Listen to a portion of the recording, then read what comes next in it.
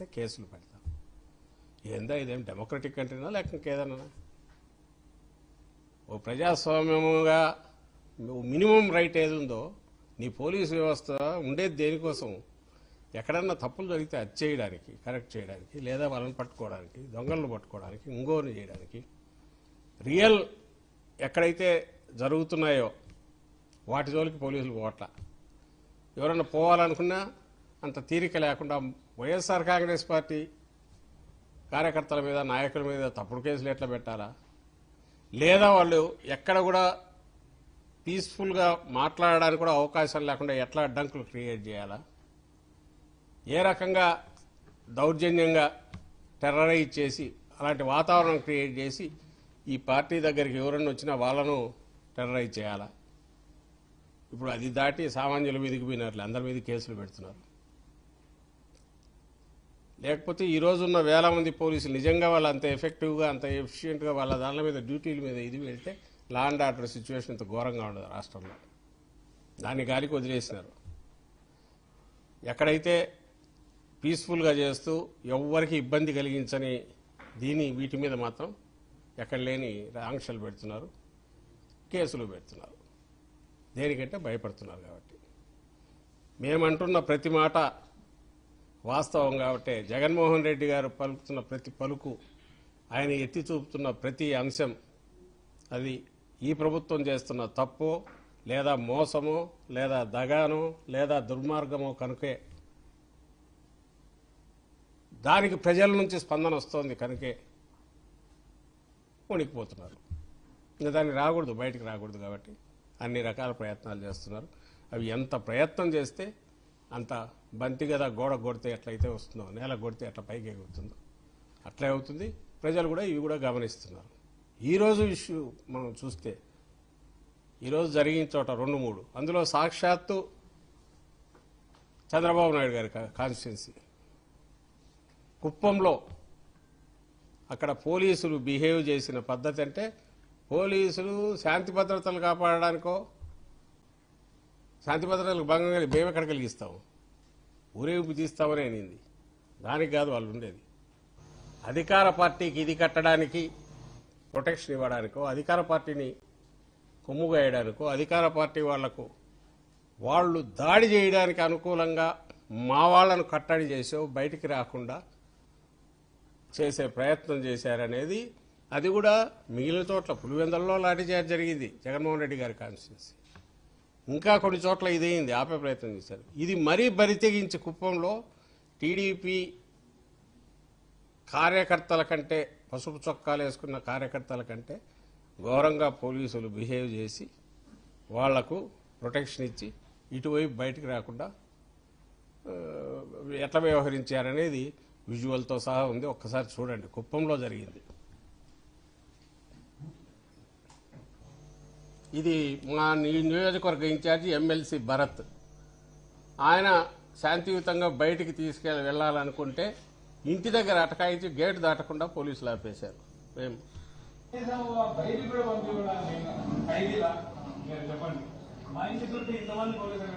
ఆయన పోలీస్ అధికారి.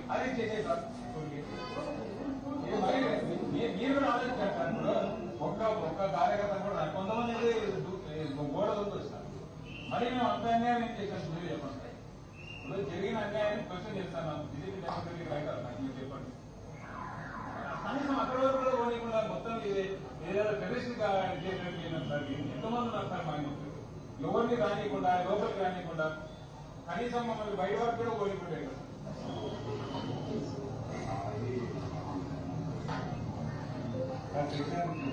సార్ అంటే ఇప్పుడు ఒక రోజులో మీరు ఏం చేశారు అనుకుంటున్నాను.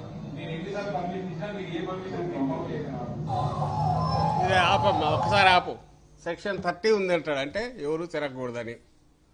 మరి వీళ్ళు వస్తారు టీడీపీ వాళ్లకు, వీళ్ళు ప్రొటెక్షన్ ఇచ్చి మళ్ళీ సైరన్ పెట్టి పైలట్ వెహికల్ పెట్టి వాళ్ళు వస్తున్నారు. ఇది చూడండి, పెట్టు.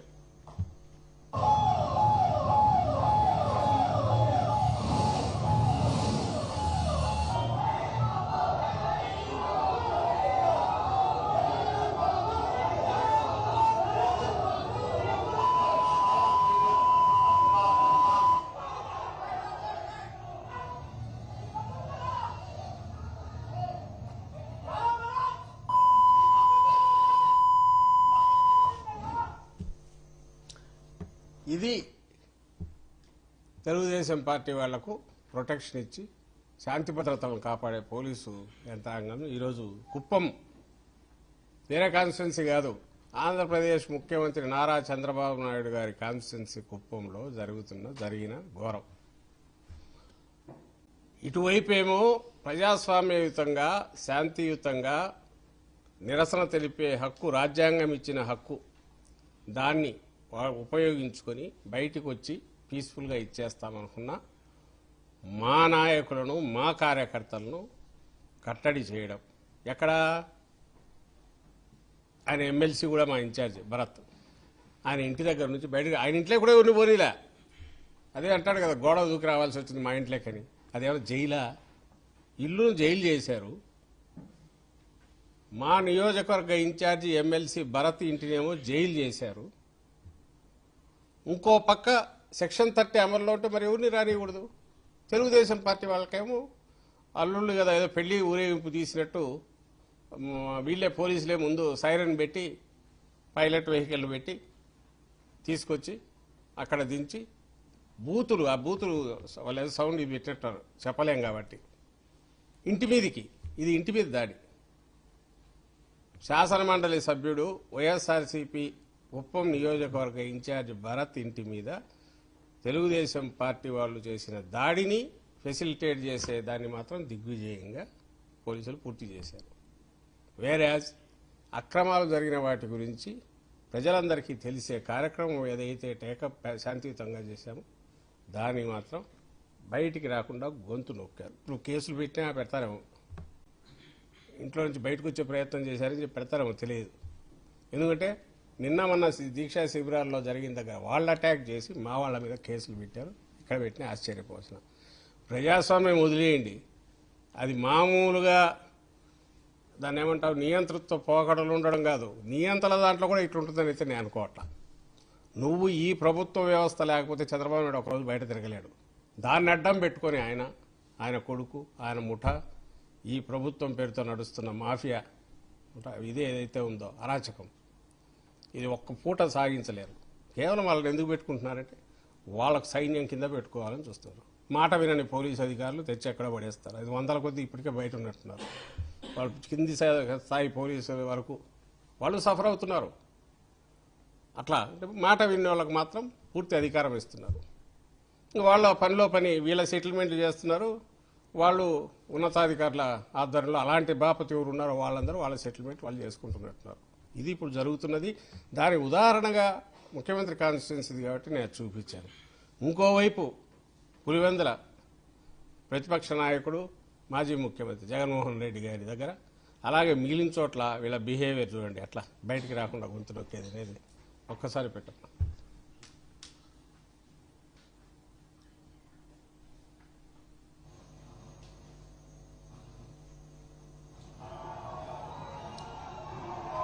ఎంపీ ఎక్కడే ఉన్నారు, అవినాష్ ఉన్నారు, వీళ్ళు ఉన్నారు. ఆర్డీఓకు మెమోరాండం ఇవ్వాలని పోతే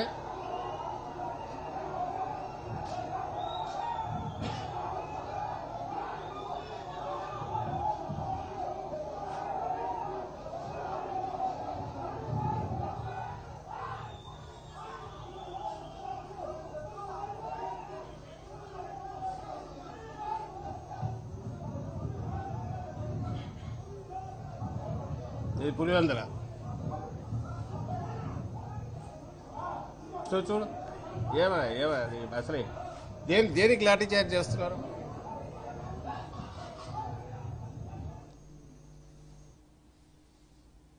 ఇంకా మిగిలిన చోట్ల కూడా అలాగే ఉన్నట్టుంది. మిగిలినవి ఉన్నాయా చూడు, ఒకసారి పెట్టు.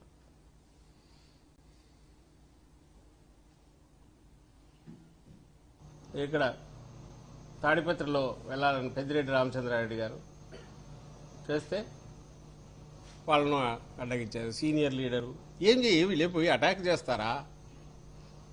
ఆ తాడిపత్రి మరీ అన్యాయంగా ఉంది. వాళ్ళు రోడ్డు మీద కూర్చొని నిరసన తెలపాల్సి వస్తుంది.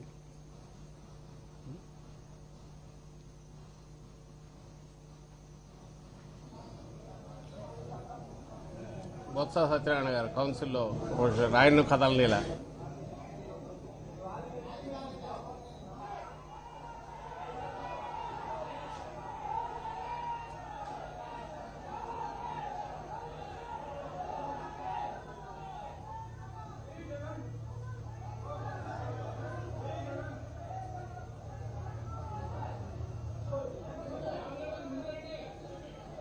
అబ్బాయి సార్.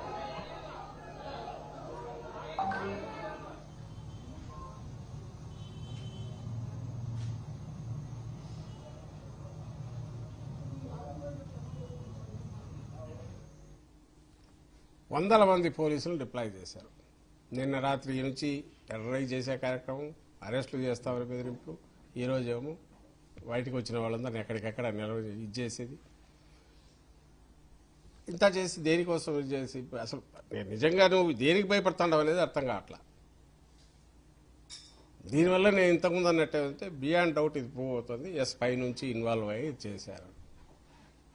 లేకపోతే ఇప్పటికే దీన్ని ఏదో రకంగా విచారణకు ఆదేశించేనే ఇచ్చేసి అది కూడా చేసే ప్రయత్నం చేయట్లా.